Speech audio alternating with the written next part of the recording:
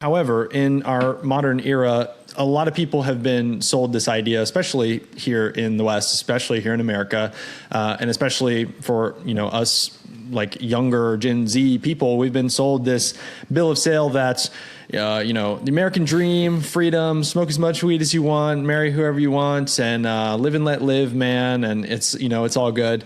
And the problem is, a lot of us took that to heart, and a lot of us actually went and ran with that. A lot of us, myself included, read Nietzsche and actually took a philosophical approach to this whole concept of freedom, ultimate freedom, and creating your own values. And what were we left with?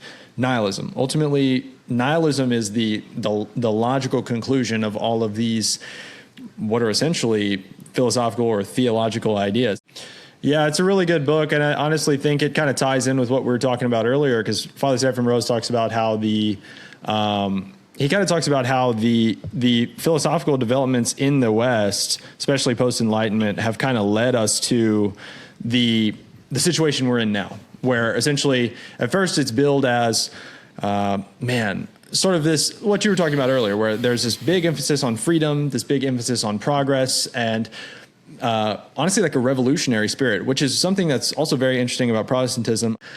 However, kind of getting into the weeds with these issues and seeing how a lot of my Protestant presuppositions were themselves tied in with a political philosophy that was itself bunk. And this is right around the time I was reading Modern Malaise. I began to see that ultimately freedom is not this idea of like doing whatever you want all the time. That's not the gospel. Okay. And that's also not a working political philosophy. It's also not even just like a working practical life plan.